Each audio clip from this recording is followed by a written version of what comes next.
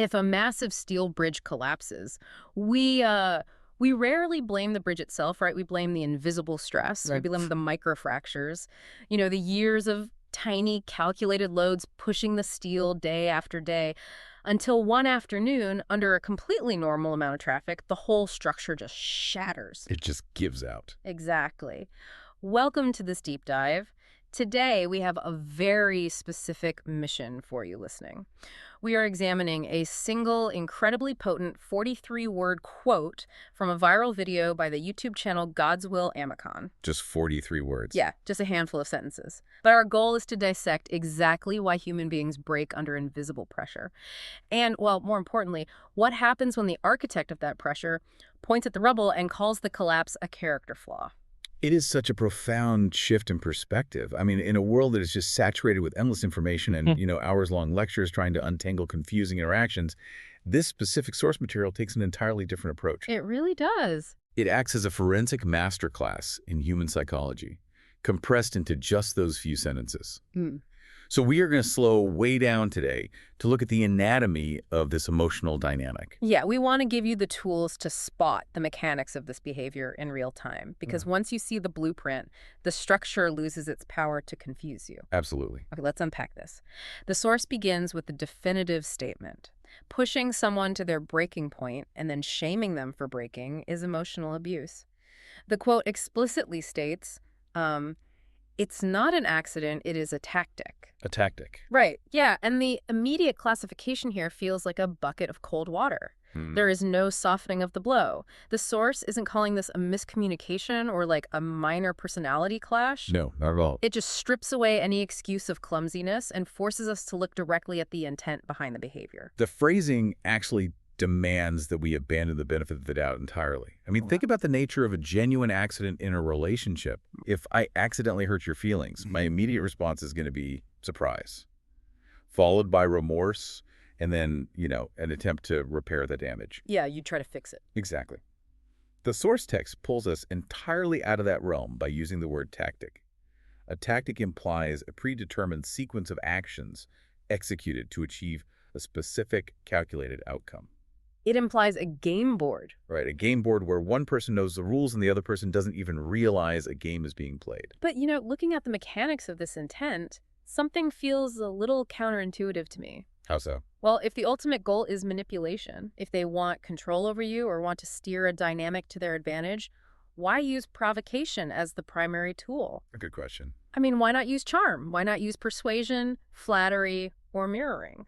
It seems like a massive risk to start a campaign of manipulation by deliberately poking the bear, and risking immediate alienation. It does seem like a risk on the surface. And charm and flattery are incredibly common tools for manipulation. But charm actually requires your consent. Oh, wow. Yeah. To be manipulated by flattery, you have to willingly buy into the narrative being presented. You have to actively accept the compliment and choose to participate in the dynamic. Right, you have to play along. But provocation doesn't ask for your permission. When someone deliberately follows the sequence laid out in our source material, they provoke you, hurt you, and push you. They are intentionally bypassing your rational decision-making processes. They're targeting the autonomic nervous system. Oh, so they're hitting your reflexes instead of your intellect. Exactly. They are forcing you onto the board. Charm invites you to play, but pain compels you to react. The sequence of provoking, hurting, and pushing is a calculated escalation designed to trigger a biological response that you just cannot suppress. It's biological. Yes. And the hidden nature of this intent is where the manipulator draws all their power. It really reminds me of the structural stress test of the boiler room analogy. Oh yeah, break that down for us. So imagine you are standing next to a massive, heavy iron boiler, and someone else is in the room, quietly turning up the heat. They are adjusting the dials, a fraction of an inch at a time, locking the release valves, silently building up a critical mass of steam, Completely hidden? completely invisible to anyone walking by. But the metal is groaning. The pressure is compounding. And when the boiler violently bursts, tearing the entire room apart, the person who locked the valves throws their hands up, looks at the mess, and acts completely shocked that the metal failed. Which is wild, right? But the power relies entirely on the hand on the dial remaining unseen. The provocation described by Godswill Amicon is rarely a dramatic, cinematic confrontation. Right. It is usually a series of quiet, plausible deniability maneuvers. It might be subtle, passive-aggressive comments, slightly crossed boundaries, forgotten agreements, or deliberate misunderstandings. Things that seem small on their own. Exactly. To an outside observer, these moments look like normal friction. But to you, the target absorbing the compounding pressure, it is agonizing. So the manipulator has successfully bypassed the brain and hit the reflexes. The pressure peaks, which means the target is just absorbing the heat until the inevitable happens. Until the metal snaps. Yeah, and the source text actually states, they push you until you react. The manipulator isn't just hurting you for the sake of causing pain, right? They have a specific threshold they're hunting for. They absolutely do. The reaction itself is the exact currency they're trying to mine. That phrase, until you react, is the hinge on which this entire tactic turns. It requires an incredible amount of patience on the part of the abuser. They are essentially running an endurance test. Wow. Yeah, they're gathering data and watching for the microfractures to spread. They need the victim to break. Without the break, the rest of the tactic cannot proceed. Here's where it gets really interesting, though. The manipulator is setting a trap, but they are relying on basic human biology to spring it. I mean, if you step on my foot, I am going to yell. If you keep poking me in the chest, eventually I'm going to swat your hand away. Isn't reacting to pain just basic human nature? It is a totally natural biological response to being hurt. But that biological response is messy. A natural reaction to sustained, compounding provocation is almost never polite or measured or articulate. Definitely not polite. No, it is loud, it is tearful, it is visibly angry or frantic, and the manipulator knows this. By waiting patiently until you react, they gather the empirical evidence they need to isolate your behavior from its context. So they are completely severing the cause from the effect. Exactly. And creating a vacuum around your reaction. Imagine the manipulator has been subtly criticizing and demeaning you for 3 hours behind closed doors. Finally, your autonomic nervous system takes over, you snap, and you raise your voice. Because you literally can't take it anymore. Right. And in that exact fraction of a second, the manipulator will instantly become perfectly calm. They will look at you, perhaps even with a look of genuine concern or pity, and ask why you are screaming. That is infuriating. It is. They will point out that they are just trying to have a rational conversation, and you are being completely hysterical. How does a manipulator successfully convince someone that their totally natural response to being hurt is actually a character flaw? They do it exactly like that. They weaponize the visible messiness of the reaction against the invisible nature of their provocation. Precisely. The target is suddenly standing under a spotlight, feeling completely unhinged, while the manipulator sits comfortably in the dark.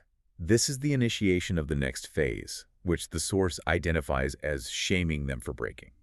The manipulator uses your own visible distress as definitive proof that you are the unstable variable in the relationship. They shift the focus. 100%. Yeah. They focus 100% of the conversation on how you reacted and 0% of the conversation on why you reacted. The internal monologue of the target in that moment must be sheer chaos.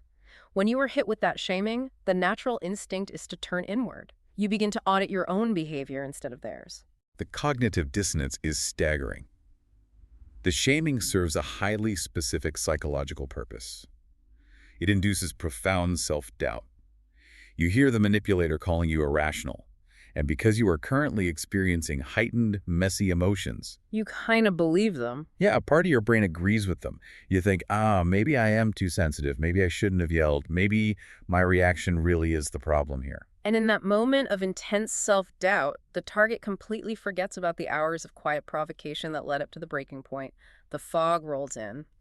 The manipulator has successfully redirected the target's attention entirely away from the abuse and onto the target's own survival reflex. The victim becomes an active participant in their own gaslighting.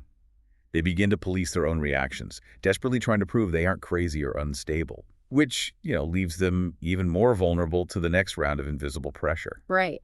The shaming strips away the victim's trust in their own senses. Which means the stage is perfectly set for the complete rewrite of reality. Yes, the final flip. Right. The source material brings us to the final disorienting phase.